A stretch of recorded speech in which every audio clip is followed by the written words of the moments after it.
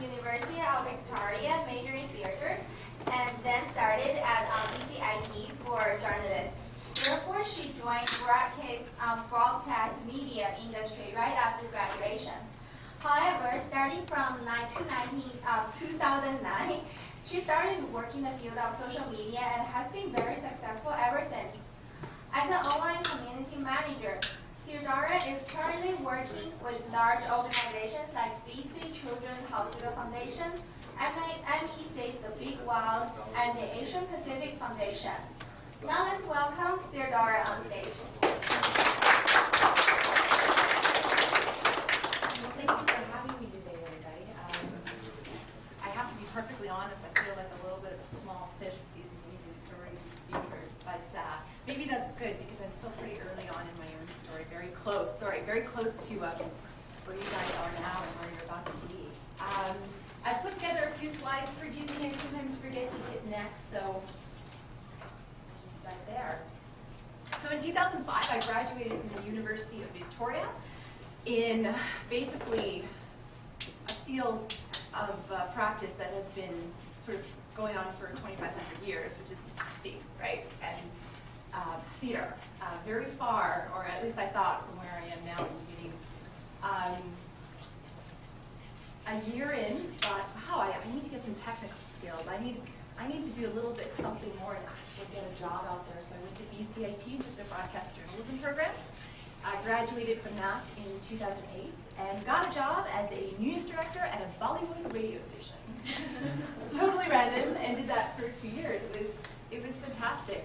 It overlapped actually with the work I'm doing now. Don't regret a moment of it, but it was an interesting beginning. Rewind back to 2007 when I was graduating from BCIT, or 2008. I was interested in traditional media, but wasn't sold. Reporting was great, but knew it wasn't my passion, and I was a little worried because I just spent 2 years studying it, And Facebook was really, I think 2007 was really just starting to gain momentum, if you can remember back that long ago. And I don't know, I think I was doing a story or something on Facebook. This is before reporters actually used Facebook to find people and look up information. And I discovered this company, this Vancouver-based company called Social. And I was like, well, what's this? And back in 2007, they were in the business of building online communities that sort of mirrored Facebook. Now, nobody knew what Facebook, I think, was going to become, and Social Signal has sort of changed their scope since then to what they do. They posted a job for basically a digital strategist, and I thought, I gotta do that. That's me. I don't know what it means or what it is, but I love the idea of building online communities, making people talk to each other. And so, okay, so it was 2007. I made a video resume. It was very cutting edge at the time. I didn't even have access to a camera. I didn't have the time to, go to BCIT and rent a camera. So I had a digital camera, took a whole bunch of still shots of a whole bunch of stuff about me, and made a stop-motion video resume and sent it to them. And I never heard back, and so I did the whole follow-up thing, 2 weeks later, and I got their CEO, Alexander Samuel, and I said, hi, I'm Theo, did I get the job? Wow, did you not? And you are totally underqualified for this position. Sorry, Theo. But we really liked your video. Let's meet for coffee. And so I thought, okay, well that's something, right? That's really cool. So we met for coffee, and classic story. We hit it off, and she sort of said, I'll keep you in mind for stuff. And later down the road, they were working with Mountain Equipment Co-op. MEC was not launching. They were trying to rebrand their nonprofit called BigWild.org. Big Wild works towards protecting very large areas of Canada. And they needed an online community manager. They called it an online animator at the time, and I thought, well, that's going to confuse people, to change it. And I got the job through that connection. And then things just started happening. BC Children's Hospital brought me on to start managing all their online channels. They have a lot of online channels. BCG Music, Child Run, Miracle Weekend. That sort of came about from an information interview a year earlier with me saying, hey, I'm going to work for you one day. And I know some stuff about the social media stuff. maybe you want to consider bringing me on? And they said, yeah, maybe. And a year later got the call. And it just started to snowball from there. I feel like an accidental entrepreneur a little bit. I now work for myself and work from home and help run all these different online channels for almost all nonprofits, actually. And then in January, the director of the Big Wild, who we sort of brought on especially to reboot this project, runs his own communications company called Calculate, and his name is Darren Barefoot. And he became my mentor very quickly and then hired me in January. So that's, we work on online campaigns, not to the scale of Coca-Cola. We work on very small projects, but they're fun projects. We really enjoy them, so that's great advice. One of the things that Darren is always asking me, and a note on mentors and mentorship, like what would I be without my mentors in my life? You can't actually, I don't think you can tactically build those relationships. I think they just happen organically. So one day you think, oh, this person with all this knowledge is my mentor. Well, that's sort of what happened with Darren and I.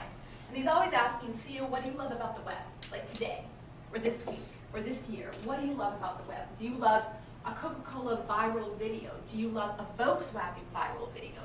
Do you love an infographic today? It's a question that we always come back to because it informs the campaign, sort of the stunts we do for our own organization.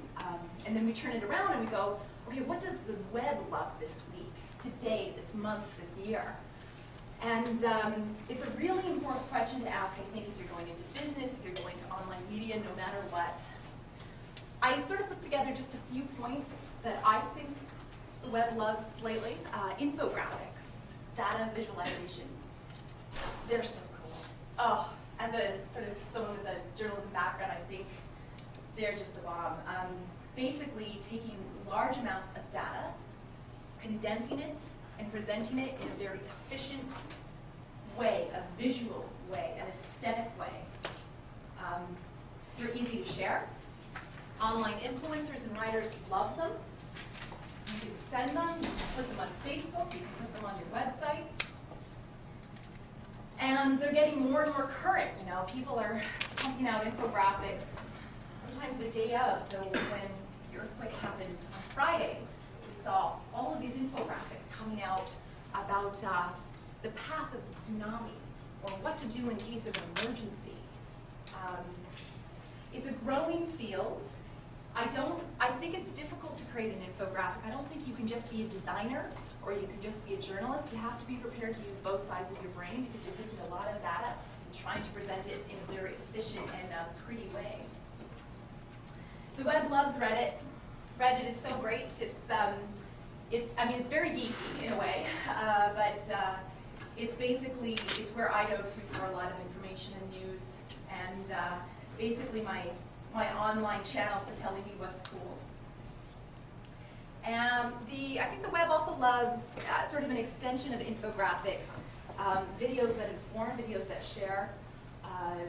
So the Guardian, the UK's Guardian, or the New York Times online magazine, they really got the ball rolling with infographics and print, and then we started to see it online. And now we're starting to see infographics built into videos. National Geographic has a whole series coming out, 7 billion people. Really, really cool stuff there.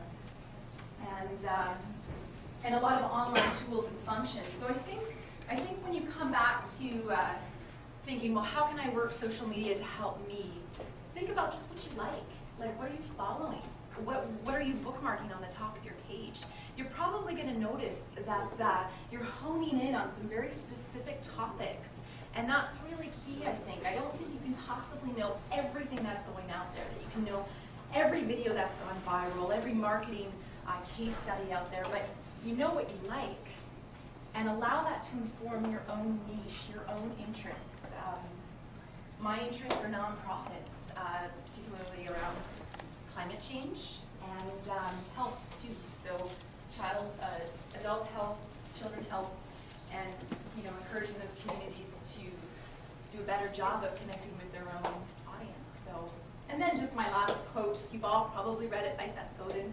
Safe is risky, risky is safe. I think both Anne and Brian touched upon that.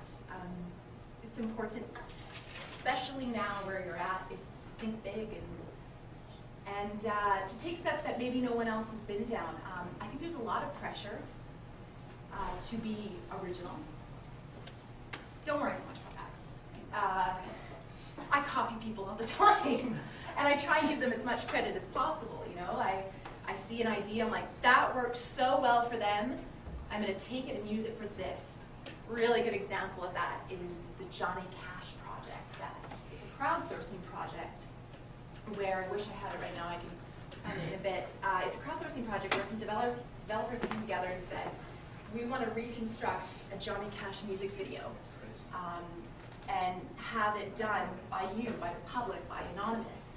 So what you could do as a user is send in a still frame based on a frame that they sent you, that you sketched over, you traced over and sent back in, and they would plug that frame into the video, and the end result is a constantly evolving music video.